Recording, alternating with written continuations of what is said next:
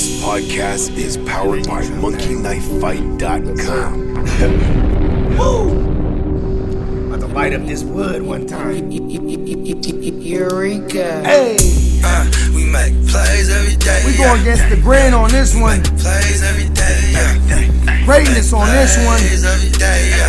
We make plays every day. You know what I'm talking about? Make plays every day. Every day. We make plays every day. We make plays. We make plays. Even in that pandemic, you know what I'm talking about? We make plays every day. Hey, welcome to the Real Fantasy Playmakers. I am your host, Bogart Scott Free, and we got a very special guest host tonight, Playmakers. You know what I'm saying? He is 1/4 of the Bears, Brews, and the Bros podcast. I call him greatness. It's our man, Renegade. What's happening? What up, Bogart? What's up? Hey, man, you know what I'm saying? Chilling, you know what I'm saying? Bud Light, give me money. You know what I mean? We're about to have a few drinks with my guy. You know, Yes, smoke a backwood or two because I actually fucked that up when I was rolling. So I actually got 2 half things. You know what I'm saying? Oh, I got 2 with you, so we matching them joints over. You feel me? And you know what Yes, I'm saying? sir. On this episode, we're going to talk about, we're going to touch on a little bit about, the Damian Williams opt-out and, how high this is going to push up the Fresh Prince of Bel-Air. We also going to talk about, some free agency acquisitions that could have landed in a fucked up spot. We're also going to, we also are going to talk about OBJ since, Juice is he's on the active pup list. And, we're also going to talk a little bit of Todd Gurley, you know what I mean? You know what I'm saying? But before we get to all that, we're going to go ahead and handle some quick housekeeping. Go ahead and follow me on both IG and Twitter at the GMM Network. Also on IG, follow me at Bogart Scott Free World. And you're definitely going to want to hit that notification and hit that like, drop a comment, and be sure to subscribe on YouTube / the GMM Network. You know what I'm talking about? And also check us out on the Rum Boys Fantasy Network on YouTube. Be sure to subscribe to that thing as well.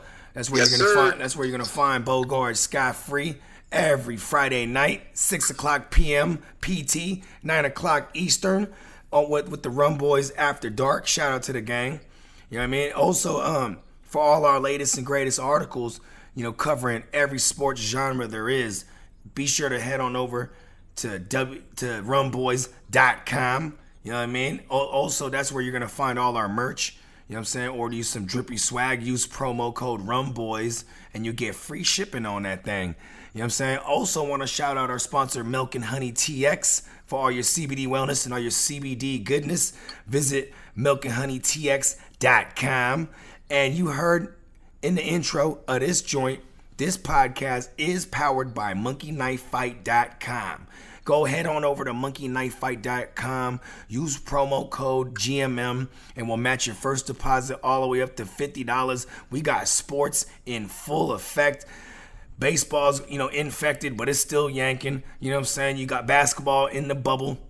We got football around the corner. Training camp is doing its thing right now. You know what I'm saying? You're going to want to get in on this prop action, this daily fantasy sports action, and you're going to want to get some double your bread right out the gate. So you're going to have to go ahead and use promo code GMM, all capitals, and we'll match your first deposit all the way up to $50. Monkey Knife Fight, give me money. Hey. Give me money. Yeah. Renegade. Let them know where they can find you, my brother, and where they can find the podcast. Yes, sir. You can find me on IG at Fantasy Football Renegade. And as he told you, I'm 1/4 of the Bears, Brews, and the Bros. You can find us on IG. You can find us on Spotify and Apple Podcasts as well if you guys want to listen in. It's at Bears, Brews, and the Bros. Yeah. Hell of a podcast, too, Playmakers. You know what I'm saying? You've already, our man Smoking Jay. He's a regular on the Real Fantasy Playmakers. We just had Sweetness on too. You know what I mean? Sir. Now we're proud to have Renegade, and I'm saving the best for last with my man Superflex. aka Doc PLC. You know what I'm saying? Shout out to Doc. Yeah, shout out to Doc. Hey, I think he got mad at me like, wait. Cause I was trolling him in that episode with Sweetness. He was like, "Yo, why am I on your shit list?" I was like, "Bro, I'm just fucking with you, dog." But, you know what I'm saying? But anyways, you know what I mean. So before we get to the meat and potatoes of this joint, you know what I mean. I kind of want to get my audience a little more familiar with, with the Fantasy Renegade. You know what I mean. So just let them know a little bit about yourself, where you're from. And I want to know the origin story of how you guys all got this thing going. Okay, man, I'm from Chi-Town, First off, I want to say bear the fuck down, Yup, bear That's the my fuck down. team right there. And, I got the Bulls, too. We ain't doing too much right now, but hopefully we'll get back on that one. But, as far as how I got into this, man, I've been playing football all my life, I grew up high school football. I actually played football with Brandon Brooks. Shout out Brandon Brooks. Oh, word. Yeah, I played with him in hey, high man, school. speedy recovery, bro. We'll see you in the 2021. You know what I mean? Yes, sir. You ain't One of missing the best nothing, guards. Brandon Brooks. This is a crazy ass year anyway. It's, you know what I'm saying? Yeah, there's a lot of guys opting out anyway. So, the man is a beast. Recover, get better. You know what I'm saying? Doing all that martial arts and stuff. So, he's a beast. But Wow, so you played with Brandon Brooks. Was he that big back then? He What was the guard. Because he's like 350. He's like Man, 350 right now. What was he back then? Like 300? 300. He was 6'3", 300 pounds, tossing guys. I mean, just throwing guys. I was the right tackle. He was the right guard. So this dude is a beast, and he's a big dude, and he can move real good. Because I'm a big guy too, but Yeah. I'm at the time I was 220. I was light for a lineman. I looked like a tight end playing lineman, but he was the kid was massive. He was tossing guys left and right. And man, I love playing with that guy. And it's dope to see where he is now. Where he got Super Bowl champ. Yeah. Yeah. Super Bowl champ. That's pretty dope, man. So yeah, he was a top graded tackle, or was he a guard? It was He's like a guard. 90 something. Yeah, by PFF, he was the number one. You know what I mean? Wait, Yeah, hold on. Now I'm going crazy. Do I got that wrong? Is he a tackle? Or is he a guard? He's a tackle. No, right? guard. He's a guard. He was. So He's a I did guard. have that right. Okay, I did have that right. Okay, cool. Yeah. I hate being inaccurate. You know what I'm saying? No, it's all good. I think I got you mixed up because when I said I was the tackle. Yeah, no, it's all good. Hey, listen, don't let it happen again, all right? You know what I'm saying? I just fucking with you. I got you. I just fucking with you. You the man of the show. No. You, listen. Anytime I bring on a guest, they are a special guest host. So for the evening, it's your show as well. You know what I mean? That's how. And I tell that to everybody. You know what I mean? Because you know what I'm saying. Yeah, because I appreciate everybody's taking the time come on the show. You know what I mean? And but Yes, okay. sir. Hey, What's that? Get it out the way right now. I appreciate you having me. Shout out Bogart, man. This is my first show I'm doing. I appreciate the invite. Oh, yeah. I love working with you. You always jump on Bears, Brews, and the Bros. Save the day. So. Oh man, you know what I'm saying? There's a couple times that you know what I'm saying, you know what I mean? I got a late call because you know what I'm saying, I had a feeling for the Renegade, and then you know what I'm saying, I was more than happy Yes, to, sir. but I do love the episodes when it's all y'all and I get to join all four of y'all, man. It's always awesome. Always I love because man, across the board, you guys all know your shit, man. And I really respect that because you know what I'm saying, like even like I'm a part of the Run Boys, we all know our shit, but like I'm definitely the character that like, I be surprising the fuck out of everybody when I drop some ism. They're like, oh shit, because you know what I'm saying, I'm always out there, but then I'll fuck around and drop some stats on a motherfucker one time, you know what I mean? You already, hey, that's why I fuck with you, man. That's why we get along so well. Oh yeah, and Sagittarius, we're just the best, bro. You know what I'm already saying? know. We're just the best, bro. We vibing. You know what I mean? We vibe. You feel me? Okay, so check this out. I asked this question to Smokey, and I asked this question to our man Sweetness, man. Big up to them. And I asked the same question to Doc when he comes on too. But what was that conversation like when you know what I'm saying, when like when Smokey hit y'all up, like was like, yo, we about to do this thing. Like what was that conversation like? Yeah, like how it started is I actually seen him do his thing first. You know, I always thought about doing it because I always, like I said, football was my thing. I won championships in fantasy football. A couple guys, they asked me advice and stuff. So I always thought about it, and I bring it to his attention before, and we were gonna do something, but then he really took off.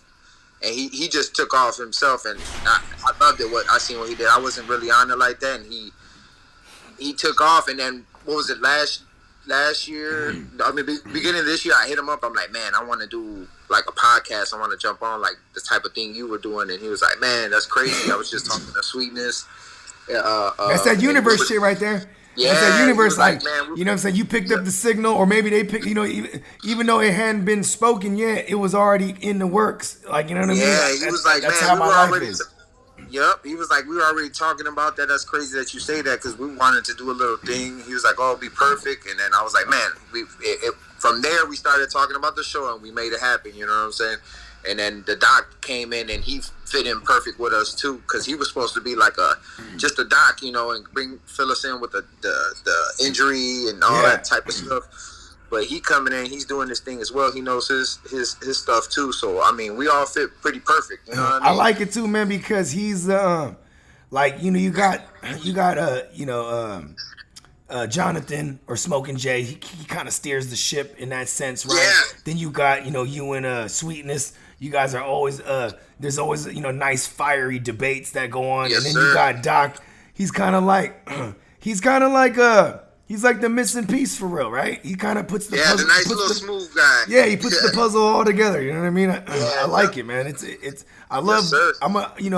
Obviously you're a Sagittarius. We view things a little different. You know what I mean? And like that, that was always how I viewed your guys' podcast. Like it just got many layers.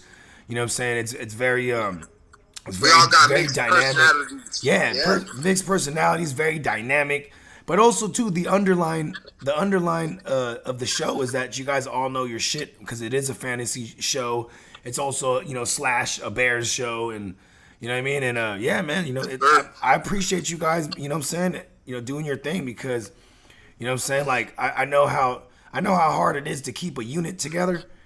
You know what I mean? Like that's like and it's not a knock on my co-host at all. Like my co he still rocks with me, but time constraints be happening, and it's like, look, I got to keep this thing rolling. So you know what I mean? Like, oh yeah, definitely. Yeah. Life happens. Yeah, good point. Moves you in different directions. So Yeah. I definitely feel you on that. But like, it was so perfect with us because we're like real life brothers. So Oh yeah. Like them two, they're blood brothers. So Yeah. us, like, and with me, I know them for so long. So, and we talk shit and talk sports all the time. So we're like, man, why not turn this into a sports thing? It's pretty smooth. Like, how we get into heated debates. People love that type of shit. Yeah, they want, that's one of my they're favorite like, parts. I feel his point. I feel this guy's point. It's always two sides to the story. And like you said, if you got two guys, knowing what they're talking about, it's like, man, it's hard to choose sometimes. But because football. Even just analyzing in general. You know what I mean? Because we are all analysts, but like analyzing in general is like it's subjective. You know what I mean? Yep. You don't really know until hindsight. Like only hindsight's 2020. Yeah. So it's like, and but I love that's kind of one of the things too, bro. Like when I first reached out to Smokey, you know what I'm saying? Because I had been following him for a cool minute, and then like checking out his content, and then he had like a recap. He was like recapping his year. And like some of the predictions he made, and like he was on point. I was like, oh, this motherfucker is accurate. And what was dope? Yeah.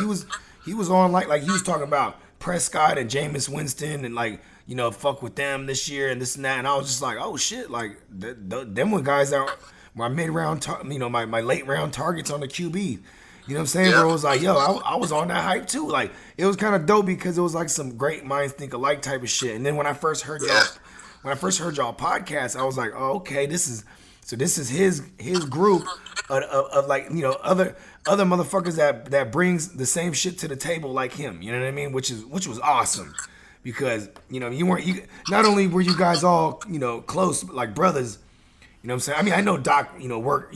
Doc's he knew Smokey through work and shit like that, but still though, like even his chemistry with everybody, it just fits right in. You know what I'm saying? But he fit in perfect. Yep. Yeah, man, I love that shit. But yeah, so. we're gonna go ahead and let's get into this first topic, man. And you know what I'm saying? Let's get it. So, you know, obviously, you know, Damian Williams, he doing what he got to do. I mean, you know, he opted out, and because I found out his mom's got like stage 4 cancer, you know what I'm saying? Prayers out to her and a recovery, you know what I'm saying? We hope you beat that thing, you know what I mean? And, yeah, you know, so he's doing what he got to do. So he opted out. But, you know, now this is a fantasy show, so, you know, obviously Clyde Edwards-Helaire, you know what I'm saying, the Fresh Prince of Helaire, a.k.a. Hype Edwards-Helaire. You know what I mean? Like, the hype is real. I like that one. Yeah, that one's not mine, though. I got that from somewhere, but I liked it so much I'm rocking with it. But, yes, Hype Edwards-Helaire, it is perfect, right? Because the hype is real. You know what I'm talking about? And, like, I mean, so, just right out the gate, man, if this was a single QB league, how comfortable are you taking them? Like, I mean, where are you comfortable taking them? Like, okay, because you know, the reason I say single QB league is because, you know, ADP is a lot different in the super flex. You know what I mean? Because quarterbacks. Yeah. But in our league, we doing that super flex. Okay, oh, yeah. But in a regular league, I would go what his ADP was before, where he was. Okay, like, because he was already in the back of the second, even with the back of the second. Yeah. I see the earliest, like the middle of the second. Yeah. It depends what type of names I'm seeing there. You know where he's at right now? I hear it at the end of the first. Yeah, and like 112 even, or like 2-1, like he's there. So that's where that's always perfect. So who would you take him over? Because me and Fornicator, Smoking Jay, we were talking about it last night. It was a couple of surprising names that he said. I want to know who would you take him over? Here's the thing, like, I would always stick to my rankings, so it's just as high as you're gonna rank them. I have him finishing 7th, so I would take him over, you know, all the guys behind him. You know what I mean? Like the Joe Mixons, the Ecklers, you know what I'm saying, the Miles Sanders, the goddamn, I actually have Nick Chubb at 6, but that's a tough one for me too now because of the upside that a Clyde Edwards-Helaire could be. I think I might get crazy and put him up to 6. You know what I mean? Like, see, I wouldn't go that far. I would take a Joe Mixon. So you're putting him over Derrick Henry as well, then? Yeah, I mean, okay. See, I would take a Derrick Henry. Derrick Henry, he's a proven back that he could take that workload and get those touchdowns. I mean, the reason first of all, I got Derrick Henry ranked fairly high. I got him at 8 now. Okay. He was at 7. You know what I'm saying? But I had to move up Clyde, so, you know, everyone gets pushed back. But the thing is with Henry is, like, it's just his passing game work. Bro, if they give him like 15 to 20 more receptions, like, now we're having a different conversation. Oh, that'll make him a man. I hope they do, because they paid him a lot of money to not throw him the ball. Yeah. So they better incorporate some PPR, some throwing I do plays in it. Real life football shit. I respect the fuck out of him, bro. The highest percentage of 8-man, or one of the highest percentages of 8-man boxes. You know what I'm saying? He's running through that thing. You know what I mean? Like, it's crazy. And he broke the record in the playoffs for the most rushing yards in the first 4 games. Man, he was killing that shit, man. Yeah, man. And like, hey, and you know what too is like, okay, so you would take Henry over him? Yeah, to me it's because these guys are proven. He's a rookie. You know, I'm more of the type of guy I am. You like the proof. Yeah, I want the proof, and these guys, they do it, man. Even Josh Jacobs. You know, I think I'll probably take Josh Jacobs over him. But it's just the sexiness of that offense. That it really is. The offense. It really that's is. what it is. And like, and everybody thinks he's going to be that Kareem Hunt. Because Andy Reid went out there and he said, well he was better than Brian Westbrook. Yep. I mean, shit. I was just about to say he could be that better Westbrook. I mean, he could be like.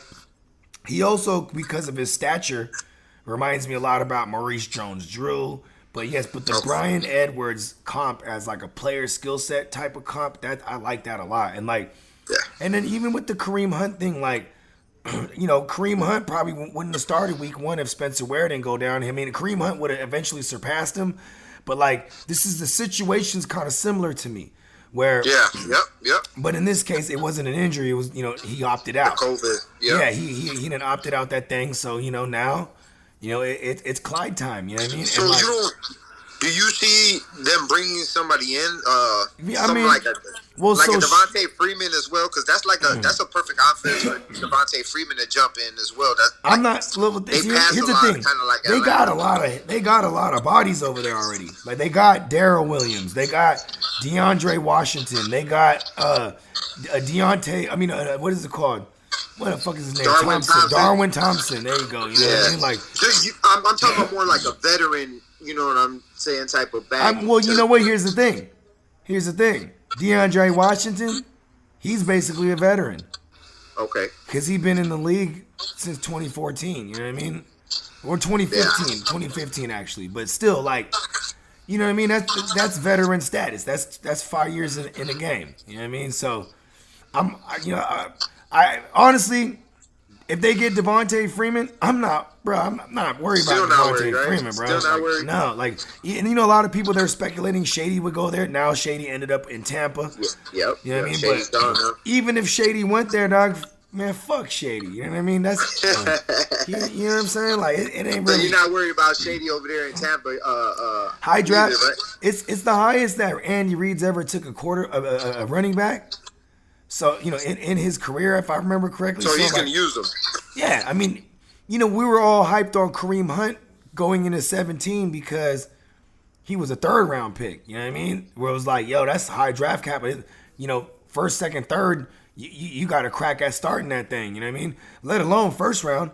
Like, I mean, then, we can go back and talk about how, like, sometimes you just gotta like reach for the stars, bro, and hope for the best. Shoot for the moon. Shoot for the moon. Yep. Like if you did that, if you went first round Zeke in his rookie year, you're winning. You went first round CMC his rookie year. You went mad. Saquon, you know what I mean? Like Kamara. I mean, but see, Kamara wasn't no first round pick in a fantasy. He wasn't first round pick, but he was a nice fantasy stud. Yeah. Especially towards the second half of the year. Like I think it was like even like week 6 or something like that. It was a game against the goddamn Dolphins. You know what I'm saying? In London, it was Saints Dolphins in London, and like I was just watching that game, and he had like 11 targets. I was like, oh shit, they really they fucking. My guy put me on him. My guy watches a lot of college ball. I can't really watch too much college ball. I do just for the NFL stuff, just tune in. But I really don't like college football too much. But my homie, he always puts me on. He be like, man, you don't know what you're missing. And I always try to tune in. And he told me about Kamara, man, and I've been watching him ever since. And that boy's a stud. I like him. Yeah, I usually I fuck with a lot of college tape. Soon as like soon as the draft class comes out, and then you got all these names that are notable at like especially running back. Like I swear to God, that's probably the only thing that I look in college when I'm watching like college tape. I'm checking out these running backs that are high prospects. You know what I'm saying? Because running backs is like that's when you see that's probably. And I've been kind of vetted. I've been vetted myself to think that way. So that's probably why I'm not afraid to take Clyde and like and try to knock this thing out the park. I mean, if I'm wrong, fuck, dude, because I'm. But you know what? That's great. Hilaire is a great back to take a chance on because, like we said earlier, that team is so fucking talented and they score at will. So it's not that hard to take a risk on. I'm always gonna look at it like a Jamal Charles with Andy Reid. Also, like where Jamal Charles didn't get, he didn't get like no 200 carries. Like he barely even broke. I think 180 or 2. So I can't remember the exact numbers, but he never had no crazy workload on the ground. It was the carries he was getting along with the targets. You know what I mean? And being moved around all on the field and shit like that. And like he knows how to use them backs. Yeah, and I could find a million reasons to justify why I like him. Like, oh, Patrick Mahomes said he wanted him. And they've never took a running back this high. Blah blah blah. You know what I mean? Even when Damian Williams was there, it was just like, yo, fuck Damian Williams. You know what I mean? He's gonna get hurt. Like, I was finding every reason to get Clyde. Like, and I was grabbing him up in that 2-3 turnaround. And like, in 2 leagues so far, I have him. You know what I mean? Because I would have grabbed him on the 2-3, turn around as well, I'll go three backs and grab him. But like right now, I don't know. It depends what position I'm in because like you selling me on this too because it's like I said, it's not that hard to try to go and get this guy because it's on the Kansas City offense and they score at will and man, PPR wise, he's gonna eat. You already know. Yeah. It's just about him going out there and doing this thing and proving it. So, and it's tough because there's no preseason. So it's exactly. I'm not gonna be surprised if we see like Darrell Williams out there in this motherfucker, like to start. Yeah, it might take a couple games for him to get do not know. Food. We really don't know. You know what I mean? So that's one thing I want to tell the playmakers. Like, if you want to try to take a swing for the fences, by all means. But like, just always consider the type of offseason we had. But yo, if he's there in that second round, I'm snagging him. Oh, second round, yeah. I think I would too. Because I really feel the hype is so high that he's gonna come off that board that end of the first round. Like I really believe this. But if he falls to the second, to me that's gonna be value now. Even if he ain't getting the full workload or full complement of snaps initially, because I don't think any of these rookies is. The only rookie. So if you got that 11, 12 pick, you're taking a boom right there. Fuck yeah. Okay. Especially if I'm going to running back heavy approach, that means I'm getting a running back that's already proven. Then I can get the high upside running back and then just pray. You know what I'm saying? Just pray to the fantasy gods. You know what I'm saying? Yeah. Yes, sir. I feel you on that. That's not a bad strategy at all. Yeah. Okay, so I am a fan of the Bears, Brews, and the Bros podcast. You know what I'm saying? And I happen to be a regular guest on that thing. So we love having you, man. I love y'all too, man. Love being on the show, and man, it's always a good time. But yeah, you know what? So the reason I bring this up is because I'm very familiar with a lot of what you guys are, what you guys fuck with. You know what I'm saying? Like who you guys are big on, who you guys are not. You know what I mean? Because I pay attention, so I'd be stupid to not know. But okay, I got you. With that said, you know what I mean? Like I know you're really big on Todd Gurley this year, and I just kind of want you to elaborate on it because he's one of the guys, bro. I ain't gonna lie, been growing on him a lot, bro. Like if I can get him in that third round, because sometimes people's pulling up in that back in that second. But if I'm going if I'm ripping off 3 running backs straight, or I just so happen to have 2 running backs already, and I'm in that third round and he's there, it's almost hard to resist because him being my RB3, my flex. You know what I'm saying? Now it kind of mitigates the risk of his health issues. You know what I mean?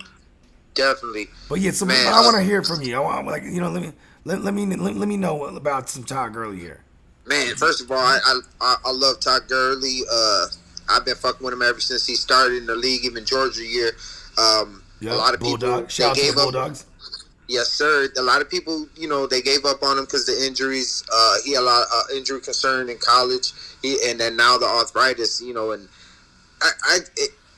was it, 2016, where he was with Jeff Fisher? And Greg Olsen. And a lot of people were giving up on him again, too. And I didn't understand why. I kept telling everybody, man, that's that shitty coaching. They got a shitty line. But that. See, and that's why, listen. That's why I worry about Josh Jacobs, too, because Greg Olsen over there, he sucks as an OC. You know what I mean? And he was there with Gurley that year. You know what I mean? And like no creativity. That's none. a great point.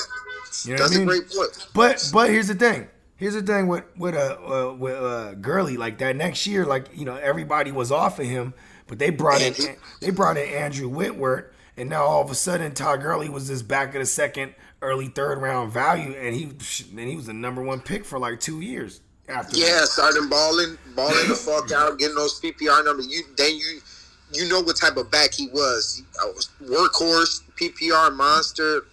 Man, I love I almost said Marshall Faulk because that's the type of guy he could be like. Yeah, man, I love Todd Gurley. And now that he's with the Falcons, man, that's a offense that scores at will, and their defense is not up to the great standards, you know what I'm saying? They don't stop too many people. Their defense don't look like a Dan Quinn defense because, Dan Quinn made his hay, in Seattle all those years. Yeah, on the defense. Yeah. I think that's why he tried to give up the play calling. He sure did. He relinquished his play calling duties, and actually the defense actually turned around late in the season. Yeah, he's trying to take over that because that's what he needs to get back to the Super Bowl and the deep playoff run. Because man, without that, they got the offense. They always had it. So that's why I love when Todd Gurley with this offense. Think about what Devontae Freeman did over here. I mean, he was a top guy too for a couple years, and he came out of nowhere. People were grabbing him off the waiver wire, and he just started popping. And way better line than he ever had with the Rams, right? Yeah. All the talent up top. Julio, you know what I'm saying? You got Coolio, that's what I call Calvin. So you got Coolio, Hunter Hurst Helmsley. You know what I mean? Right? Motherfucking. Yep. And there's really no one there to take away from Gurley, or except for maybe like spell him when he's tired and shit. And like Ito Smith, and I'm not too Brian worried Hill. about that. Yeah, Brian Hill. You know, a lot of people last year they were down on Gurley. The Rams, like you said earlier, the Rams had a shitty line last year. They had injuries all over the place. And I got a theory too. So, because last year Gurley did fall to the third round because when people watch things on the Super Bowl, it stays in their mind, right? So in this case, they remember Todd Gurley not really getting no play in the Super Bowl and sitting down. The year before that, and then talking about the knee and all this shit, and then they come out and they talk about he has arthritis in his knee and blah blah blah. So then people was afraid of him. So going into last year, he was a value, and in a quote unquote down Todd Gurley year, he did his thing still. Still, he got the touchdowns. Yeah. He balled the fuck out. I mean, he got 223 carries last year. I mean, they held him back a little bit. You used to have him for sure. 250, 260 carries. And you know, like I said, that line was shitty. Almost hit 1,000. And that's why they switched to 12 personnel at one point too, because they needed help blocking. Yes, sir. I was just gonna say that was perfect because that line was shitty. They moved to that 12 personnel because they needed that line. They needed to bolster that line. Blocking.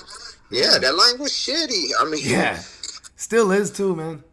Yeah. I like Cam Akers over there. He's used to shitty ass lines. Somebody, shitty lines. Man, shout out to LQ, the Real Deal Fantasy HQ, right? He told me because he's a diehard Rams fan, and he was like, Cam Akers led collegiate with the most yards after contact, and like that's important stat to have. Running behind that line. You know what I mean? Running behind that Rams line. It's like, because he's about to get hit. But I am really big on Cam Akers too, by the way. Like, I don't buy into the whole, we're going to use everybody. Like, even if they do, it's Cam Akers' time. Eventually. If not out the gate. They were saying that Todd Gurley was mentoring them as well in the offseason. Oh, okay. You know, trying to help him out. You know, he was probably like, bruh, that line, even though he's gone from the team, he ain't, ain't no ill will to them, Oh, yeah. That's dope, man. Respect. He fucks with Cam Akers. But, I think Todd Gurley's going to have a huge year, man. I think that's a 1-year deal. It's a prove-it year. They're going to try to unleash Todd Gurley, and they want to see what he got. Bringing in Todd Gurley, too. Bringing in Todd Gurley shows you want to win right now. Yeah, and they need that red zone. They need that red zone back, right? Yeah, because their red zone Todd Gurley efficiencies were kind of trash. What you know from him, red zone. Once you get close to that red zone, you ain't got to fuck around too much. Throw the ball up to Julio because sometimes they force the ball. Them 6-man boxes, Brody. Them 6-man boxes. Yeah. You know what I mean? Like, and you know as a lineman, you know what I'm saying? You know how much that helps the running back when they ain't stacking that thing. You know what I mean? Oh, it spreads everything out, man. Those holes are pretty big. So yeah, I see a lot. I see a lot of good things coming from Todd Gurley this year, man, and a lot of PPR as well. Because if you know how to use Todd Gurley, you're gonna dump it down to him a lot. Matt Ryan knows how to do that. Oh yeah, and what's his name? What's Buddy's name, man? Dirk Cutter. Dirk Cutter, Dirk Cutter do like to throw a lot to the running back. He throws a lot, yeah. I mean, he just throws a lot in general versus the run ratio. So like I don't expect him to even get. I wouldn't be surprised if Todd Gurley don't get close to 1,000 on the ground, but because that offense averaged 85 yards on the ground last year. Yeah, I'm not mad if he don't get that though. If he don't get the thou wow on the ground, I won't be surprised. But I also equally won't be surprised if we see him with double-digit touchdowns. Like I'm not gonna be surprised. And that's where he eats right there with the touchdowns. Because they're going to be able to move that ball. It's an offense that's going to be able to move the ball, They're gonna be able to take this thing downfield all day. You know what I mean? Yeah, I see a lot. I see about, man. How many targets you see for this guy? I'm going 70, maybe. I was 80, gonna say, you know, definitely. If the under over was 65, I'm going over. Yeah, yep. You know what I mean? This team, like we said earlier, this team throws a lot. So you know. Yeah. And then you're gonna have, you know, you got a double Julio. You know what I'm saying? You got Calvin Ridley. You got fucking, you know, Hayden Hurst. And I feel like, yo, that, you know, Todd Gurley, he's gonna underneath catches all day, just all day. You know what I mean? Yeah, I think a lot of people are forgetting about Todd Gurley, and he's in a proven year. And then you got the homecoming aspect too, because I always love a good intangible. And in this case, and we left that out. I'm glad you bring that up. Yeah. He's at home and he's feeling comfortable, man. Yeah, you know what I mean? Like, and he's gonna try to show out in front of his people. Yeah. You know what I'm saying? Okay, all right, well, let's move on a little bit, right? So this, you know, because of Todd Gurley being a free agent acquisition, right? Let's go ahead and talk about perhaps some free agents from this past season that landed in new places that we think could be a bust. Okay. You want me to go first with this one? Go ahead, pop that thing on. Okay.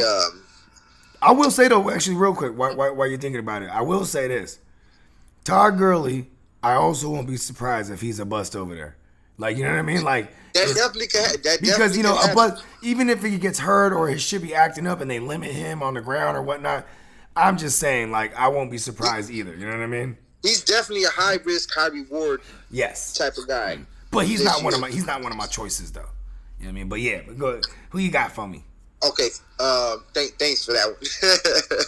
But I got I guess we'll keep it from going from Atlanta. We got Austin Hooper.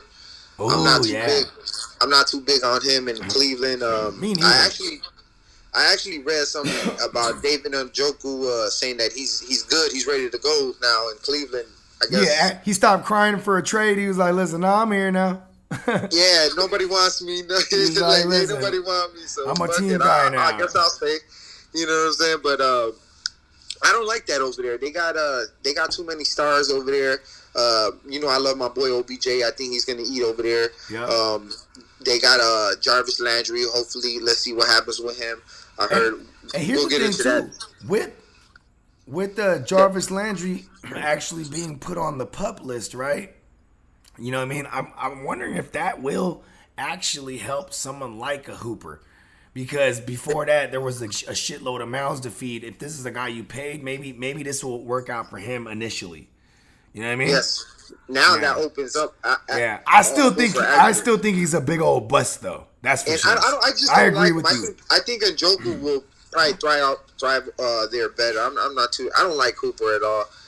I mean, you know what? If it's anything like if it's Stefanski and it looks anything like Minnesota, like we expect it to, right? You know, who do they have? Kyle Rudolph, Irv Smith. Yeah, that Irv Smith. I think their top receivings were like 67. I think 60 that year. They don't use a tight end often. Yeah, but this is what I'm saying though, is like even if you were to combine Kyle Rudolph and Irv Smith's production, it still went. You know, that's probably how you get closer to a top end tight end.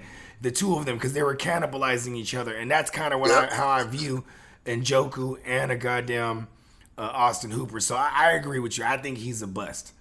You know what I mean? Yes, sir. Yep. Okay. Too many mouths to feed over there. Man, you know, I really thought about this one for a while, man, because like I wanted to say Todd Gurley, but I actually am warmed up to Todd Gurley, so I can't really say that. You know what I mean?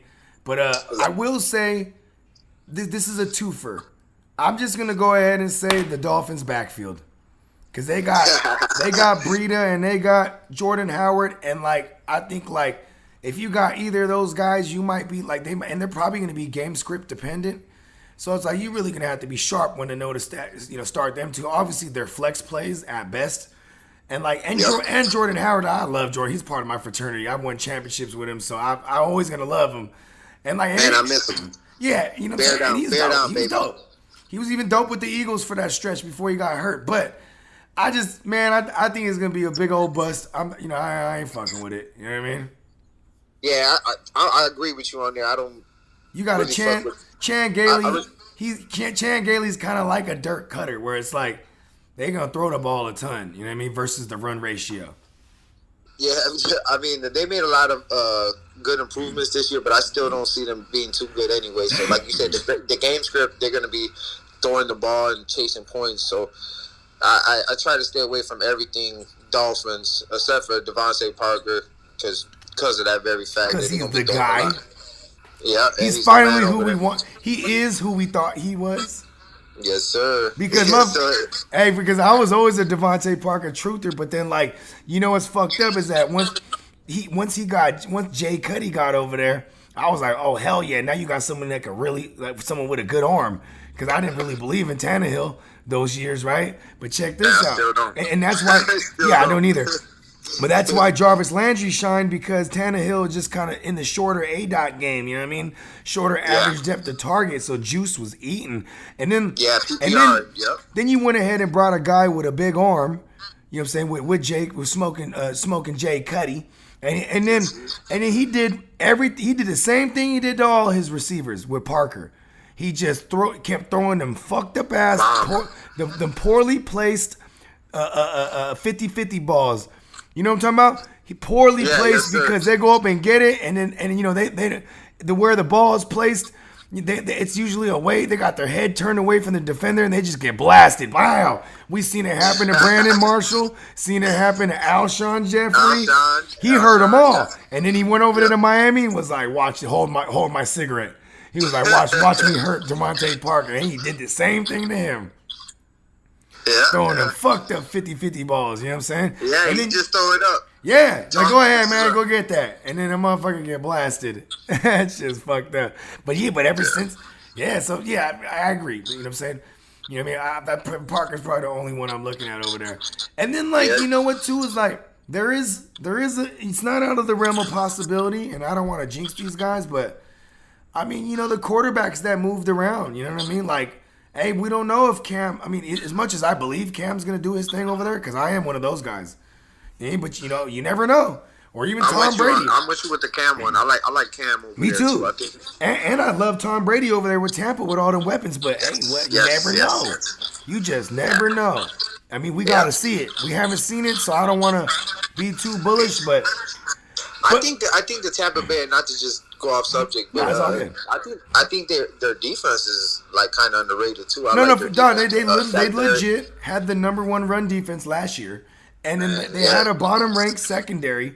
But I think a lot of it had to do with the fact Jameis Winston threw 30 picks. So it's like, you put your defense in bad positions all the time. Yep. They get scored on and it fucks their numbers up. So, but they were consistently the number one run defense all year. You know what I mean? And they got down. They got a lot of turnovers as well. I was looking at their defensive numbers. Too. I'm like, damn. The team is like kind of a sleeper on if you play defenses and stuff with a Tom Brady, because Tom Brady's not going to be. He's going to be able to extend drives. Yeah, he's not going to be careless with that ball. You know, he's not going to have no 30 turnovers. Hell no. The only thing about Tom Brady, and if I was to even put him in this conversation at all, is that it's not out of the realm of possibility that he doesn't mesh initially. Like, you know what I mean? But I mean, he is the greatest of all time, and you know, that's subjective, but so I wouldn't doubt he walks in there and the chemistry is there because this is probably the best talent he's ever had, and the cheat code could be he just goes to Gronk all the time because him and Gronk do got that rapport. I was about to say that. Gronk's his man. He's like, listen, I gotta bring this dude over there. You know what I mean? Yep. That's what he said. All else fails, I'm gonna just throw to Gronk. That's my guy. He said that. No. That's what I'm basically saying. Like, hey, makes sense. Hey, that's when you bring him there. All else fails, I see you got somebody, a defender on your ass, and you're in a new team. You don't know where else to go. Hey, throw it to Gronk. You know, they got that chemistry. They've been playing with each other for so long. It's gonna be there. You know, there's gonna be some panic there. You know, like we said, it's a new team, a new system. He's gonna fuck up. You know what I'm saying? But I will say this. Gonna look to Gronk and make him look good. I will say this. I was gonna put Gronk on that list where like of free agents that went somewhere that could be a bust. I'm still gonna put him on there. Gronk could be a bust. Yeah. Because Yeah, there's so many he's kinda weapons. old. Because he's old and he's injury prone and he's, you know what I mean. There's other tight ends there. He's probably gonna be more used in the blocking game because and low key they had a top 10 offensive line, Tampa Bay. You know what I'm saying? Yeah. So it's like maybe he isn't out there to help block most of the time, but I believe it. Because he's a hell of a blocker, bro. You know what I mean? Like. Yeah, he's a beast. Yeah. And yeah, man, and then you know what? Also too, man, like honorable mentions. If somehow, some way, Marcus Mariota gets that job, or like maybe Derek Carr plays bad, and then they put in Mariota in there, he's gonna bust. So tough. Oh, definitely. Like, I don't. Yeah. Mariota is so like he had one. Ever since he got hurt, he done lost his whole everything. Yeah, lost his mojo. Those quarterbacks that came out that year, they're all done. And you know what's crazy too is they got Mariota. Well, RG3 was back in 12, but yeah, you had Mariota, you had Winston, you had. Oh yeah. And now they all backups. Right. They backups right now. And Yep. then you got who else came out that year, man? Was it Man, why did I think he came out with I thought he came out with RG3. Shit. I'm trying to remember where RG3 was that year. I think RG3 was. RG3 came out with Andrew Luck that year. He was the best. Yeah, he came out with Andrew Luck and Russell Wilson. Later, Russell Wilson and Kaepernick too. Yeah. Yeah. Yep. But those were the mid-round dudes. You know what I'm saying? And it's I crazy. love that Russell Wilson, man. I love Russell Wilson too. I hate him. I hate the Seahawks. Fucking love Wilson. And he's you know what's funny? His birthday is the day before mine. He's a Sagittarius, and I'll be swearing, it's because he's a Sag. You know what I mean? That's why he's so good. You know what I mean? Yeah. Like, yeah, he's really dope, man. He's one of my favorite QBs in the game right now. Yes, sir. You know what I mean? Like, hey, he's one of my guys that I always try to target too in fantasy football. The guy's a beast, man. He does it with his legs, accurate, throwing the bombs. The whole team, 70% of offense runs through him. So, yeah, and what's crazy about it is his, seemingly every year he goddamn repeats efficiency, and that's the hardest thing to replicate year in, year out, because he is on a low pass volume team. I mean, this year I actually bumped him up with his pass attempts. I was like, he's gonna throw that thing like 40 more times, 50 more times than usual. But now they got Jamal Adams. It might come back down again. You know what I mean? They might be able to. Yeah. That defense is scary. I mean, it's not so bad. That defense is pretty good. Now, when you add someone like Adams who can do it all, he's a do it all. You know what I'm saying? And he's a natural leader too. And then you got, Griffin, who ain't the worst cornerback. But then Dunbar would have been a great addition, but it looked like he's gonna get, either go to jail or he's gonna because he was part of that robbery. Yeah, that robbery that they had. And I actually have a theory. Crazy. I actually have a theory he's gonna rat on Baker, because Baker looks like the thug motherfucker. You know what I mean? Yeah, Dunbar don't look like witnesses or whatnot. Yeah, Dunbar looked like the type that he was just kicking it with Baker that day. You know what I mean? And Baker was like, "Fuck that, we hitting a lick on these motherfuckers." And he was like, you know what I mean? Yeah, that shit crazy. Yeah. Yeah, but I mean, but if Dunbar's there, because he was kind of nasty with the Redskins. You know what I mean? And like, yeah, he was nice. Yeah, like being he was he was always the guy that was on the number one receiver. It wasn't no Josh Norman. You know what I mean? And it was Dunbar. Don't even bring up that Josh Norman character. Yeah, Josh Norman over there in Buffalo now, too. I'm an Odell fan. He's in where is he at? He's over there in Buffalo now. Oh, okay. This is going to be his first year in Buffalo, right? Yeah, because, he kind of reunited with Sean McDermott, because, Sean McDermott was there, during Carolina. Yeah. You know what I mean? Okay. And, like, he's going to be opposite Tre'Davious White, so it's kind of funny. Hey, he might be real nice over there. Let's see. Well, he's going to get tested a lot because people, Tre'Davious White's going to shut down whoever he's on. You know what I mean? And so that's what I was going to say. It might be perfect because he's a system cornerback. So and he's going to cover the number 2 receiver, but he's going to get a lot. Yep. He's going to get tested a lot because they're going to throw his way because of that. Because of the fact that Tre'Davious White is such a shutdown corner. You know what I mean? So, yeah, But yeah, you know what? Yeah, shout out to Russell Wilson too, man. Back what we were saying, he legit. You know what I mean? And then, but yeah, man, you know what too? It's like, it's other than that, I didn't really think of too many other guys I think could bust a lot of. But I will say this: I have a long list of names that I hope don't bust in free agency. Like, you know what I mean? Like Cam, like Tom Brady, like Cam Newton, Tom Brady, Jack Conklin over there, and he went to the Browns. You know what I mean? He's you know what I mean? I hope he can do exactly what he did for Derrick Henry for my Nick Chubb. You know what I mean? Like, yeah, get that fucking run game going. Hayden, a little bit better. I hope Hayden Hurst does his thing. I hope who else moved around? I mean, that's pretty much it. The notable guy. And how about this? I hope Nick Foles works out for y'all, man, because I heard he's behind the ball right now. Yeah, I mean, well, I heard he said he felt comfortable in the system. Well, he knows the system. Yeah, but like from what I'm reading and the early camp reports is saying that like it looks like it's Trubisky right now. Oh yeah, I think it's Trubisky just because he was the starter in the beginning anyway. So I think they're gonna give him a chance again. Like everybody. We have arguments all the time. Oh yeah, they all get on my ass because I still have a little faith in Trubisky. Hey, you know what's funny? Shout out to Smokey, man, because I'm with you, Renegade. I actually for this. Fuck. Well, listen, fuck Mitchell Trubisky, but I do think like, you know what I call Trubisky? So first of all, I call Josh Allen the white Cam Newton. I call Trubisky the extreme poor homeless man's Cam Newton. You know what I mean? Because, like, what is Cam Newton?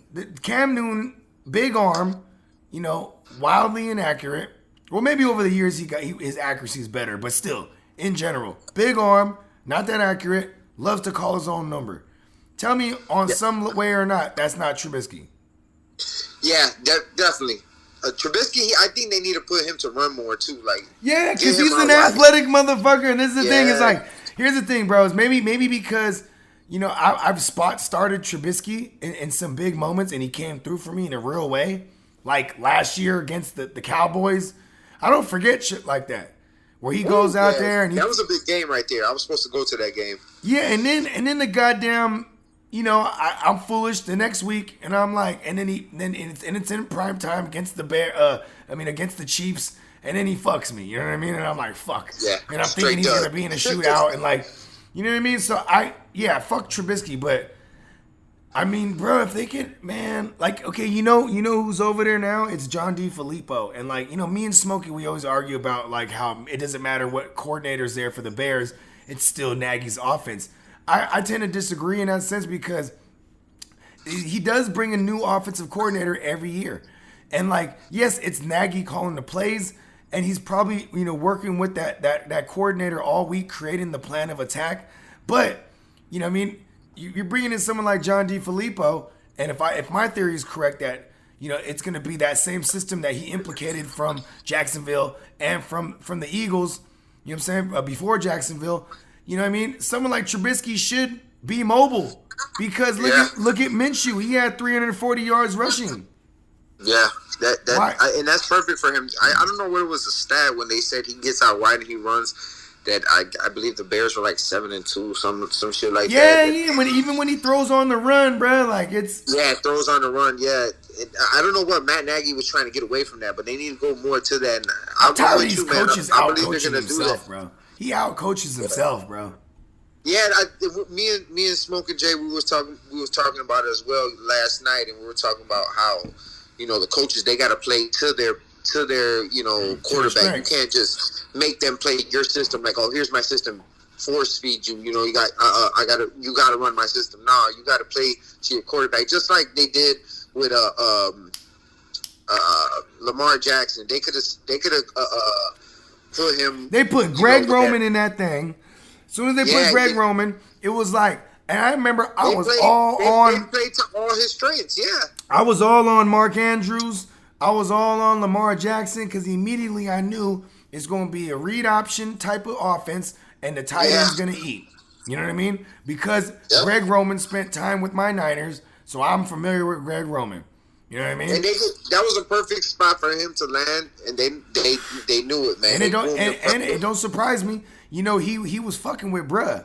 He was fucking with Jim Harbaugh. So you know what I'm saying? You know, it wasn't nothing like, you know, I bet you, you know, he was like, yo, give me your brother John's line. You know what I mean? He's like, all right, I'm gonna text you his number. You know what I'm saying? And then the motherfucker was like, yo, let me go over there. And so he was there during his rookie year, but he was a head coach assistant. And then there was like, he probably seen a year of it. They got into the playoffs and he was like, you know what, bro? Give me that OC job. You know what I mean? Give me the clipboard.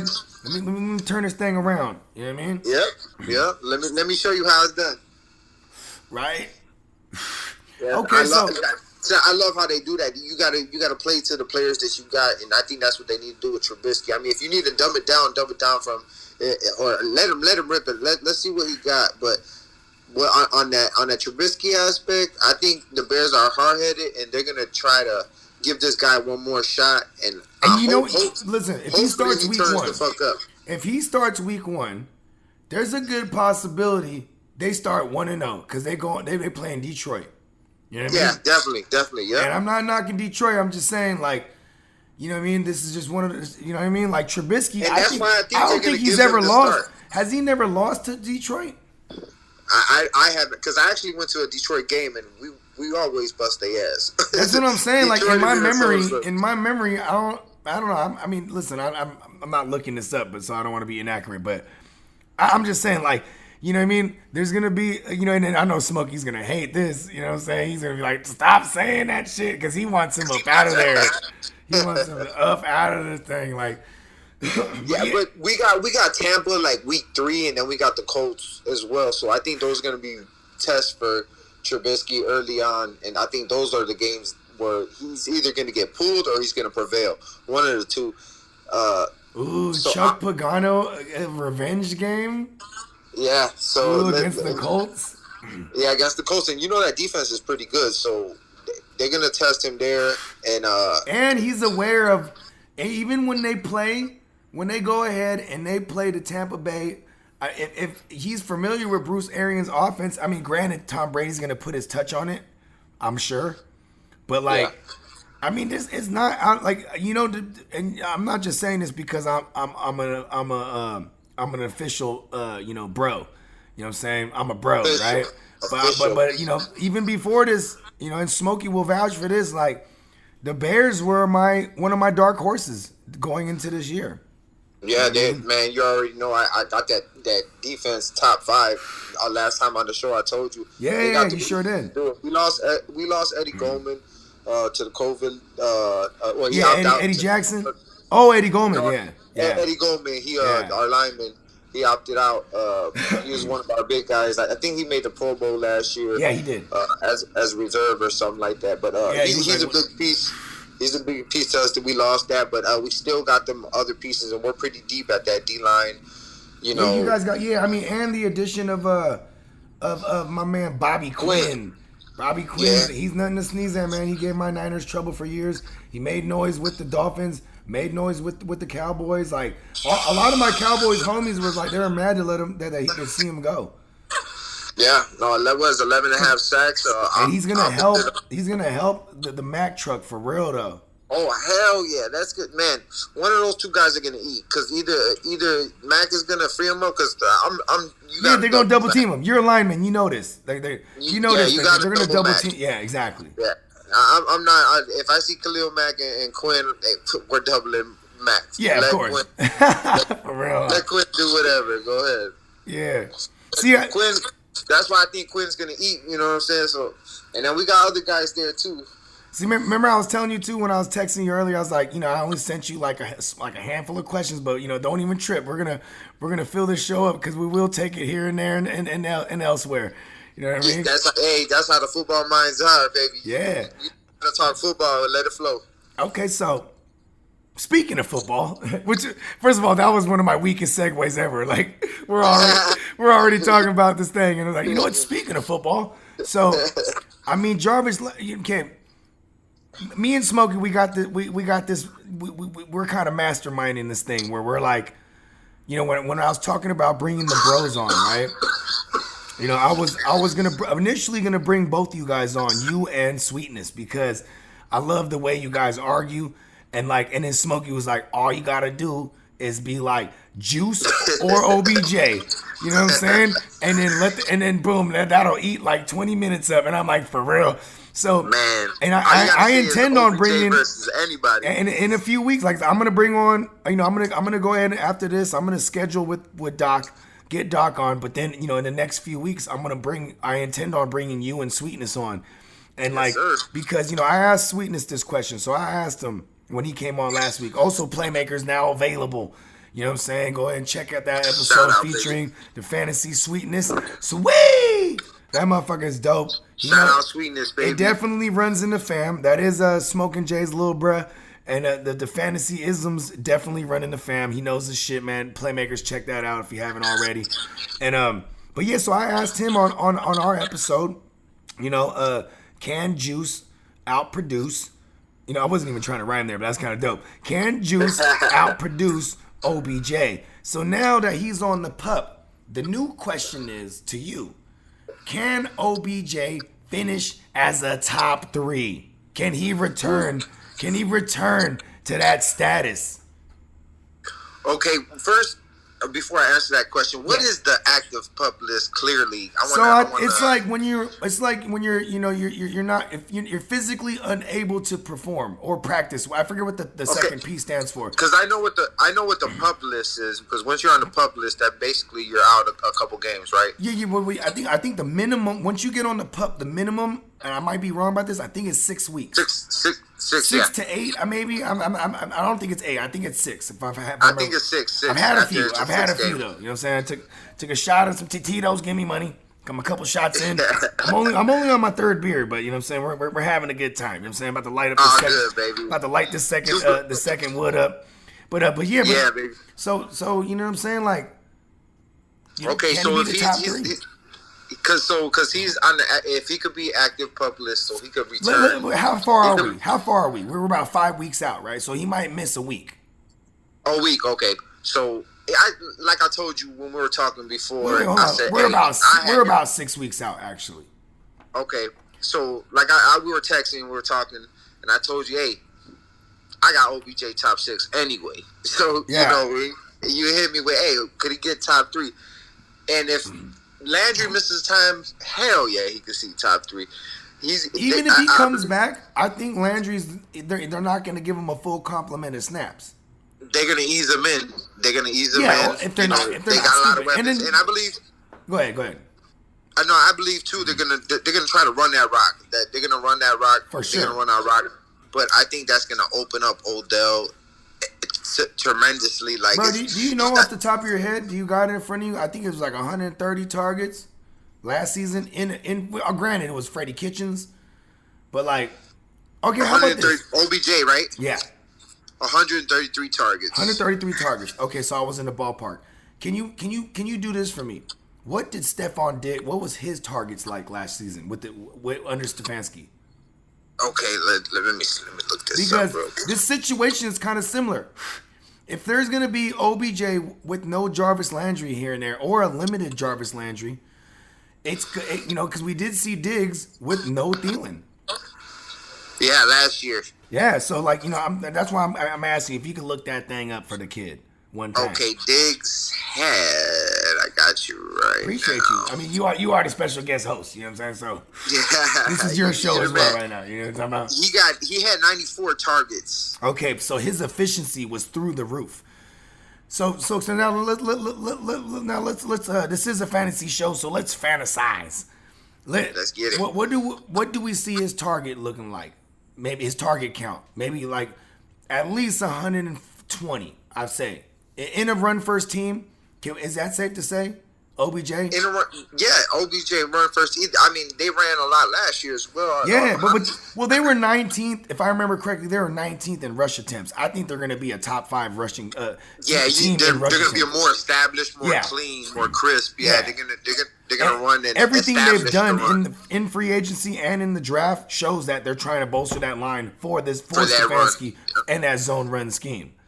Yeah, they're gonna try to establish that run and punish the defense. And that play action is going to come off nasty if they can. Exactly. That's exactly what I'm saying. Like that play action, when you pound them, and then you got OBJ going every rip, hitting you with plays. Bro, like I was totally off of him. But like, bro, Man, I think I'm talking myself into him. Healthy. I think, yeah. I mean, he's a guy who did get a surgery right away, and he's ready to go. He ain't on no pup. Motivated. You know He's motivated. He's ready to go. He's rocking. He's gonna rock 2 Rolexes this time. Two Rolexes. He knows what time it is. My guy OBJ, man. I think he's gonna be established over there. Last year, he didn't have no training camp, no nothing. Through the season, he was getting familiar with Baker. So let me ask you, top 3. Is this in the realm of possibility? Like if you was to give me a percentage, if I put the under over at 50%, 50% he can get into the top 3. Under over. Under over. Let me see. I put it smack dab in the middle. I love man. Top 3. Fuck. You know what? I'm gonna be real on this. I'm gonna go under. Honestly, I love OBJ, but like I got him top 6, top 3. Man, that's gonna be hard because if he was, I got guys like Diggs too. Like think about it. What did you say? 94, 96. But see, OBJ had more targets than him last year already. Yeah. Well, so, exactly. And I only dropped him about 13 targets when I said the Hundo 20. You know what I mean? Yep. So you know what I think it might even be closer to like 100, 110 for real. I see OBJ getting more TDs this year. I think it was a lot of force. They forced a lot of shit to him. I forgot what the percentage was. Baker Mayfield was like 59. Yeah, his QBR rate. Yeah, or his completion rating to it. Yeah, and then only 55% of his passes to OBJ was like deemed catchable, or not deemed catchable, but yeah, and that's 133 catches, and only 55% of them were catchable. Like, come on. Well, how many receptions did OBJ have with him last year? 73. 73. Okay, so yeah, that's why that puts the 59 percentile. Okay, so I will say this. I'm a season ticket holder. So this year, I'm saying my partner that I go half with, you know what I mean? He took over the whole thing this year, and I'll be busting his balls because I'm like, oh, all of a sudden we get good, and now you want to push me out. You know what I mean? But I don't mind too because he told me this way before the COVID shit, all that shit, right? Like he told me this, so I'll be laughing at him now, like, oh, now what you gonna do now? You know what I mean? You still got. It's not like you don't have to pay for it. You're still gonna pay for it. And maybe it'll roll over because I don't think we having fans. I mean, we all but said no, we're not having fans. So, anyways, my point is that I'm at every game. You know what I mean? And like I remember watching that Browns game, laughing so hard because I was like, look at his feet. He's on fire. Like, bro, his footwork was so sloppy because that line was so bad. Then he would and OBJ was still doing OBJ things. He'd be open, but then he'd get overthrown, underthrown. You know what I'm saying? He didn't know what to do back there. He was scared. It's just people forget this is only second year, and he was overhyped a lot. Baker Mayfield. And I will say that line's gonna be massively improved. That run game's gonna open it up. All that shit. Freddie Kitchens, he let him a little too loose in the second year. He was just a rookie. He looked good, but you got to remember that team was shitty, and they just won a little bit more. And I think the second year, Freddie Kitchens, everybody know what Freddie Kitchens is. I mean, he was horrible, and he let Baker Mayfield do too much. I think under Stefanski, he's gonna reel him in. You know what I'm saying? Get off that run, and put him in positions to hit receivers in shorter routes like OBJ. Let him hit them slants routes and let him run with it, man. Put him in the right positions for Baker Mayfield. We all know OBJ's that slant guy too, man. That's how he made his hay in New York. You know what I'm saying? Like they got and you know that system that they bringing over there, they hit motherfuckers off with slants. You know what I mean? Sir. I mean, we didn't seen Stephon Diggs with some slants that went to the house. We didn't seen Dalvin Cook and killing it in the slant game. You know what I mean? Like. Yeah. And I think too when Jarvis Landry comes back will help OBJ as well. I mean, no matter what OBJ is getting, he's gonna get, he's gonna draw number one coverage, but he's also gonna get number one target market share. So now let me see where how far the love goes for OBJ. You're in the third round in a single QB league, and you need maybe your second receiver, right? You're looking at a receiver here. I'm taking him. Okay, over Allen Robinson. I'm taking him. I'm taking OBJ. Over Kenny Galladay. I'm taking him. Over Mike Evans. Oh yeah, hell yeah, over Mike Evans for sure. I'm not a Mike Evans guy. Galladay and Robinson are harder for me.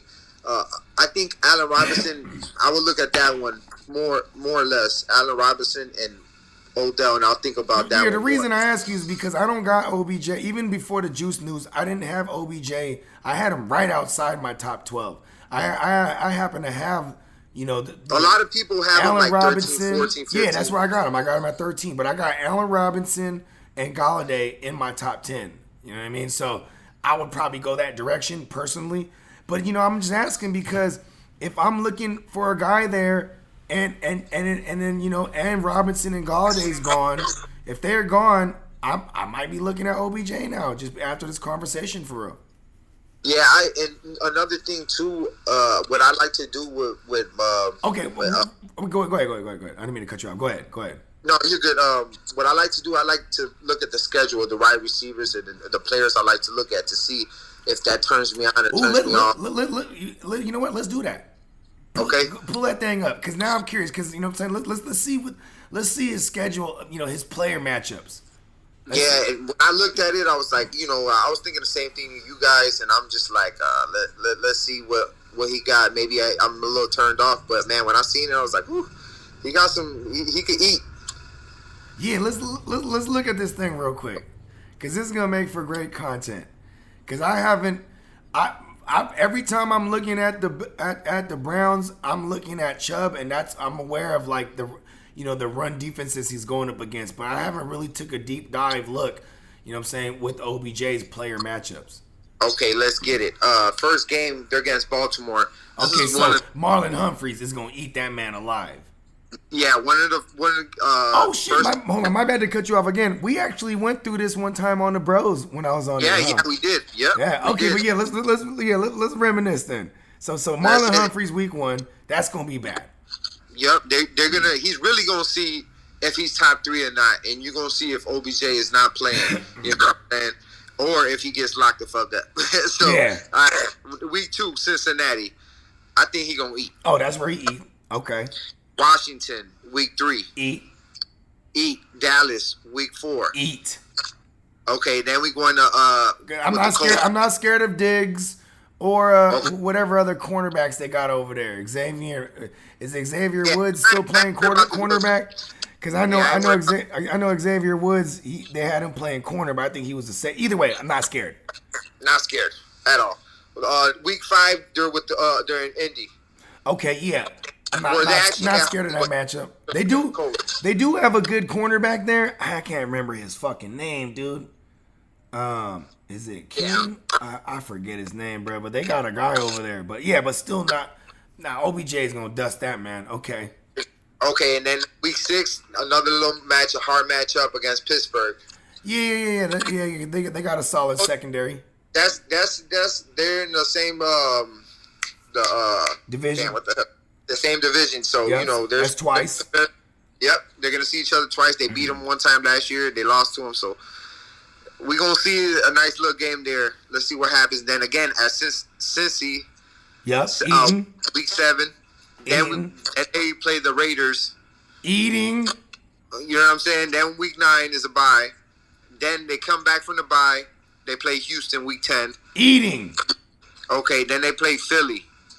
Okay, he's gonna have Darius Slay on him. Darius Slay is there. Okay, that's tough. It's not the first time he played Darius Slay, so I mean, I'm not. That's gonna be a test. Let's see what happens. Yeah. And then week 12, Jacksonville. They traded all their defensive players away. I do. Although I do respect C.J. Henderson as a cornerback, still, you know what? I'm gonna give that one to OBJ. Okay. Okay, well, where we at? We're at week 13, yep. Tennessee. Okay, so he's gonna be up against. It's gonna be either They'll probably put a Dory Jackson on him because you know what I mean. They match up well. I'd still give that one. I think I still give that one to OBJ. Yeah, I mean, I'm not too many quarters you're gonna name to me that I feel comfortable one-on-one on OBJ. You know, and then you also got to consider the fact that he might draw double coverage. Obviously, yeah, he might have that safety look over top. You know, watching him. So yeah, it's a lot of times where he done beat that too. I remember a game against New England where Bill Belichick put 3 guys on him, and he beat him over the top with a slant, or what is that? A post. Yeah, I forgot what it was. Post and go. I don't know. I think it was a go. Yep. He was gone. So, but that's how I believe OBJ. Ooh, that was with the Giants, right? Huh? Was that with the Giants? Yeah, yep. I remember that thing. That's when they were talking about doing the trade for OBJ and all this and that. We're gonna jump. Let's finish this schedule. They play this week 14 now, the fantasy playoffs. So Baltimore, they play Baltimore again. So whatever happens week 1, you're gonna be like, all right. If you survive that matchup, week 15 against the Giants. And they traded for James Bradbury, although I like James Bradbury as a player, when he was with the Carolina Panthers, you know, he was still like the 70th ranked corner. So you know what I mean? Like, I'm not really afraid of him. That defense is kind of weak. And that's a revenge narrative. Yeah, and it's at MetLife in New York. Yep. At Giant. Yeah. So, and then he plays the next game right at the same stadium at the Jets. So. Oh man. So CJ Mosley just opted out. And my God! I think I might want some OBJ. Hey, that's the fantasy championship you're talking about there. So you're playing the Jets and the Giants if you get to those 2 last weeks, week 15 and 16. I'll tell you this much. I'm not comfortable with him being my WR1. But if I can get him as that 2, ooh. He's going to eat. He's going to eat now. In certain weeks, if you play him right, certain matches. Is it all? Obviously, it's all going to depend on how Baker shows up. Exactly. But with Stefanski, I think Stefanski is going to put him in position to win because you've seen with Kirk Cousins, he put his best numbers up across the board with Stefanski. Yeah. So hopefully he has the same very effect. Efficient. And it was predicated on that run game being successful. And I am projecting so much. I'm projecting it being, you know, looking like Minnesota, but instead of Dalvin, it's goddamn what's his name? The chubby one. Exactly, Bogey. Think about this. This is Minnesota, but with better offensive players. Look at the wide receiver position: Stephon Diggs and OBJ. To me, I'm picking OBJ. Thielen and Landry. I don't know. You could go back and forth there. I'd probably take Thielen over him, but you think about the Dalvin Cook and Nick Chubb. You know, possibly in this system with those linemen, Nick Chubb could eat. I mean, without linemen last year, he put up how many yards? 1,500? Yeah. You know what I'm saying? And being 19th overall in rush attempts, and yes, Kareem Hunt's there, but I'm not scared of that motherfucker. I think Kareem Hunt's being there is actually going to help Chubb be able to play 16. Yeah. Because, you know what I'm saying? It's going to keep him fresh. Yeah, because look at even Dalvin Cook. He averaged 22 point something touches a game, which gave him the mixture of the carries and the targets. That's what he averaged. You know what I'm saying? And they're also and then we seen what happened with Cook. You know, eventually he broke down, got hurt. Yeah, and they're actually talking about using Kareem Hunt as a wide receiver 3 type guy. And you know what, dog? I think Hunt just got a lot more valuable because of the goddamn, what's going on with Juice. Yeah, with Landry up, so he's gonna probably see more out wide. They're gonna put him out wide and let him do his thing PPR wise. Yeah. This is. See, you know what's crazy too is Sweetness is probably hot right now. He's like, man, God, fucking damn it. Because think about it, the argument was valid because the fact that both of these dudes was coming off of injury and surgery. You know what I mean? Well, definitely I see it because OBJ got outproduced last year. So, I mean, it definitely has an argument that it could happen again. And it's But like Thielen Diggs over there. You know what I mean? With Juice and OBJ, and like Thielen for years kind of outproduced Diggs as well. So it's like, I mean, but there was only 2 years with Stefanski over there. But you know, last year Diggs did his thing because of a similar situation where, you know what I mean? Yeah, it was a point in time where Diggs wasn't. That's why he called out like, "Hey man, give me the motherfucking ball." Yeah, for real. You know what I'm saying? So, hey, and OBJ would complain. yeah, he will tell you he ain't gonna hold his tongue now. He's gonna let you know like, "Hey, give me that ball." Like enough throwing them balls to the dirt. Give me a chance. You know what I'm saying? Throw them to me somewhere. You know. He already, he called Eli Manning out when he was in the Giants. Yeah. He don't care. He don't give a fuck if you're a Hall of Famer or not. And the squeaky wheel gets the grease. Yes, sir. You feel me? Okay, well, shit. You know what, man? This was a hell of an episode, man. Yeah, I fuck with you, man. I told you we gonna keep talking off the dome. Yeah, you know what I'm saying? And, we won't close this thing up just yet. You know what I'm saying? I'm actually off the top of the dome trying to think of, a couple more isms I want to get your take on. So, like, okay, how about this? So, you know what I mean? Going back to the Bears, right? Like, is Trubisky, if he starts, and I'll make this a super flex question. Are you looking at Trubisky as a second QB or perhaps a bench QB? Probably not at all. I would. If I can get him as my third, I probably wouldn't be mad. Play him against certain matchups. Because obviously you got to see what it looks like first. But the tricky thing with Trubisky is he'll flash and then fuck you the next week. So it's kind of like a guessing game in that sense.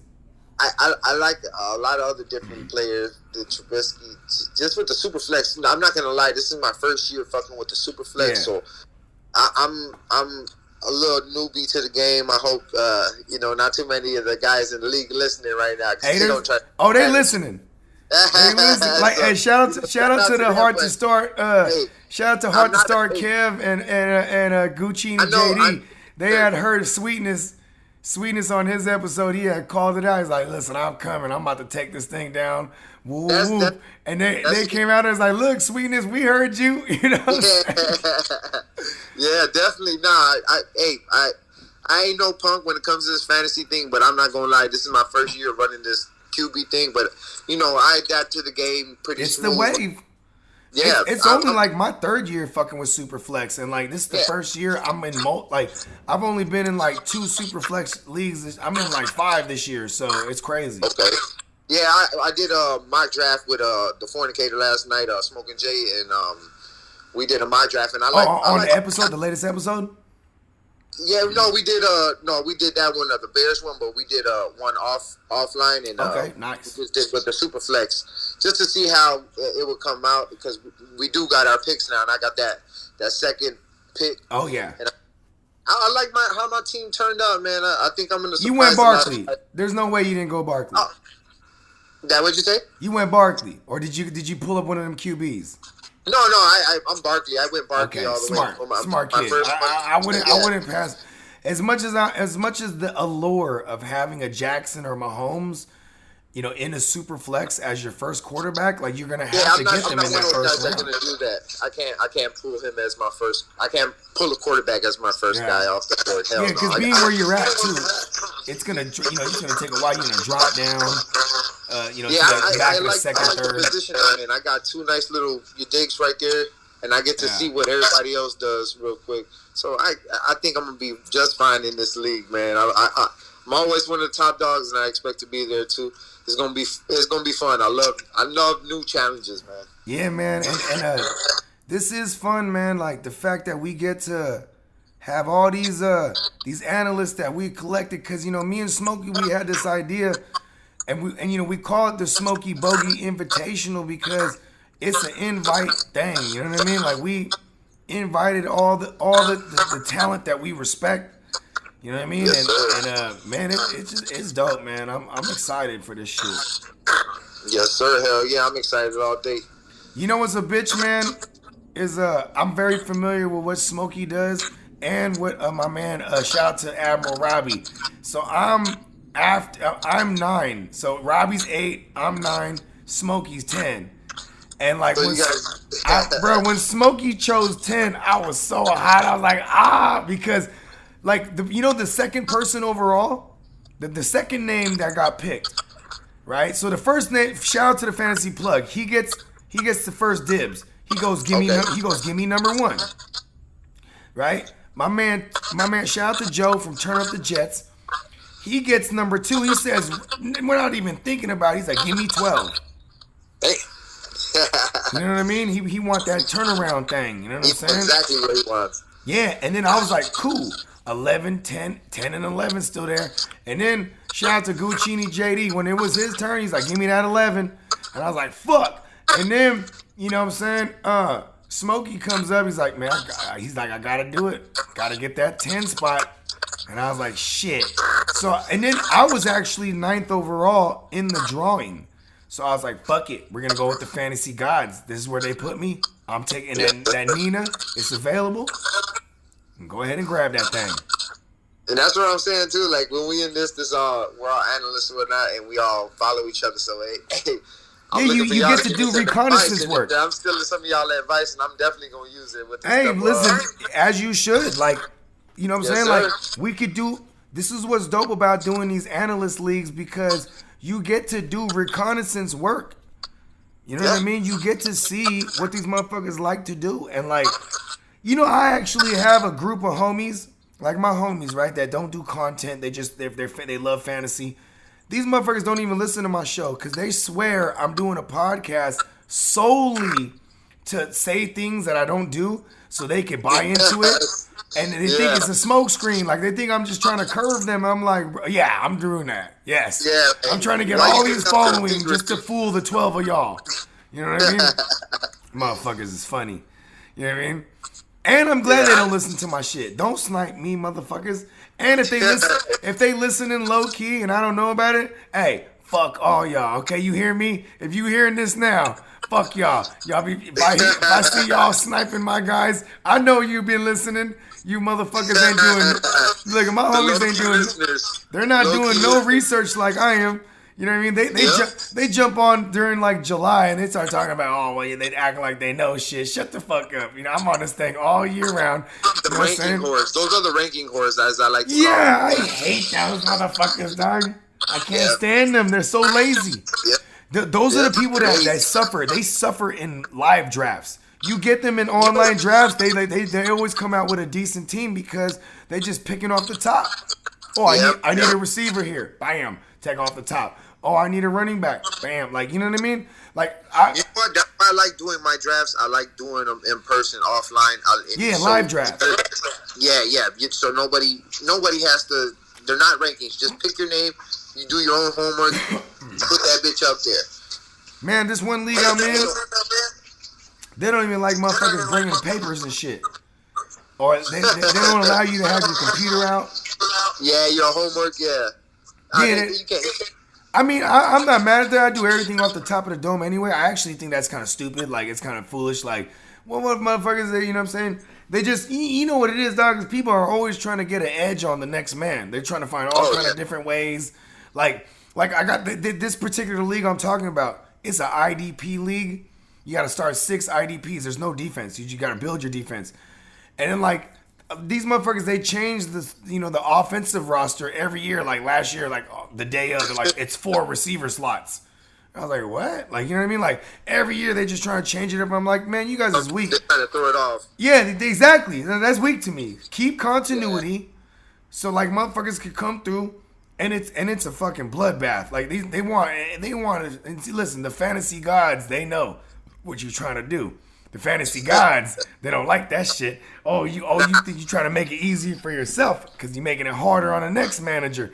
Okay, we'll see. You know what I mean?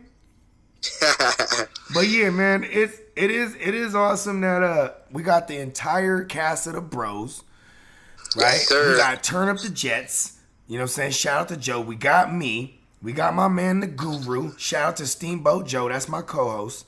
That's GMM Network. Yes, sir. We got the Heart to Start boys. Shout out to the fellas. You know Shout what I'm out saying? to them. And then we got Robbie, the Admiral himself. Shout out to all the Rum Boys Fantasy Network. You know what I mean? And then I'm missing one. Oh, and then we got Limelight. You know what I mean? Shout out to Limelight. Yes, Dope as fuck. This is gonna be an all-out fucking bloodbath, barn burner, slobber knocker. It's the cutthroatiest. You know what I'm saying? Let's get it. Yeah, let's get it, bro. All Yeah, right. I'm excited, man. We about a month and month and a half we said away. Yeah, from football, and we about to do this everything- draft too. This draft's coming up. We're gonna do it I'm next thirsty Sunday. for it. Hopefully these guys stay healthy, man. And Yeah, because the reason we doing it coming up this week is because of the amount of leagues that everybody's in. Like, you know, the home leagues, people's home leagues, they tend to be around like Labor Day weekend closer type to of the shit. season, yeah. Yeah, you know what I mean? Yeah, So it's yeah. kind of hard to book shit like that, and you know what I mean? And plus, No, I got you. yeah. Plus, it also is just. I think it's beneficial that we do this immediately or as soon as possible, because then we can start pumping content for the league. Because Yes, sir. I intend on this, not only us all being like getting closer in the industry. You know what I'm saying? Because it's all, in industries, they're cutthroat, and I feel like we have a good, all the names we all have collected. They're either names that Smokey has worked with, or I've worked with, or both of us have worked with. You know what I'm saying? So it's dope, sir. because we want this community that we built to flourish. You know what I mean? Like, this is great for everybody's brand. Hell yeah. I live Put my us all life, out bro. there. You know me, I'm in the game. You know what I'm saying? So I never look at any type of industry that I'm stepping on toes, especially in the fantasy industry or the podcasting industry, because there's so many motherfuckers in the world, period. I don't ever feel that I'm taking from someone or they taking from me. I feel like I'd rather share. You know what I mean? I'd rather build together. Let's all eat, baby. For real. Let's break Yeah. bread. You know what I mean? Let's all eat. Yeah. You know what I mean? And you know what, bro? I don't want to jinx myself, so I ain't even gonna proclaim nothing. But I just do hope that in this analyst league, man, I make some noise, because it is my shit, and I would expect it's me and Smokey shit. So I would expect everybody to be shitting on me. I would be mad if you ain't shitting on me if I ain't handling. Let me tell you this: we all analysts and we are prideful motherfuckers. So anything we do, we gonna come with it. Like I said before, this is my first year, but I'm gonna come with it. I'm gonna come hard, because, like you said, we all analysts and we all got a name for ourselves. So we don't want to look stupid now. We don't want to be the bottom of the barrel guys. So I'm gonna try to come with it. And this is some actual bread in this one. It ain't just pride. We got some bread on the line. Yes, sir. It's $1. money. It's $1. You know what I mean? It's the hundo. So there's $1,200 up for grabs. $700 to the winner. $200 second place. Money back third. And then there's two. So that's a thou wow right there. Then there's two side purses. $100 goes to the leading point scorer in the regular season, and $100 goes to the longest winning streak. So that Let's means, get it. yeah. So it should be a bloodbath all the way to the end. Especially God forbid anybody or fantasy, God forbid any of us motherfuckers is in the bottom. But if I got the most points, I'm engaged. You know what I'm saying? You could be out of it, but then you rip off 5 wins at the end of the year, and that happened to be the longest winning streak in the regular season, bro. You get your money back. You know what I mean? Man, I'm going for all that shit, but I'm going for first place. I was about to say that. Yeah. In a perfect world, you know what I'm saying? A motherfucker would take the whole thing down. Yep. Give me that money, baby. Yeah, give me money. All right, Renegade, go ahead. Let them know one more time where they can find you, brother, and the podcast. You can find me on IG at Fantasy Football Renegade, and don't forget the Bears, Brews, and the Bros on IG, and then Spotify and Apple Podcasts, where you can go listen to us. Get down, talk about some sports, and you can find Bogart on there as well. Oh yeah, get down with it's us. My second home, man. Yes, sir. I mean, they took me in like a stray dog or like a stray bear. How about that? You know what I mean? A little cub. A little cub. You know what I'm saying? I was just out there in the wilderness, and they took me in. You know what I'm talking Nah, about? you the man. Well, I They appreciate gave me you some always salmon. coming on the show. It was like, bro, here's some salmon right here. You know what I mean? You know what I mean? But yeah, man. Smokey the Bear. Yeah, you ain't lying. Oh, and Yes, sir. only you can prevent forest fires. You know what I'm saying? Yes, sir. We started him over here. Yeah, you ain't lying. You know what I'm saying? We lighting tree. You know what I mean? Yes, sir. But yeah, brother, man, appreciate you. Playmakers. Man, appreciate you having me, man. Hey, man, you already know, bro. You already.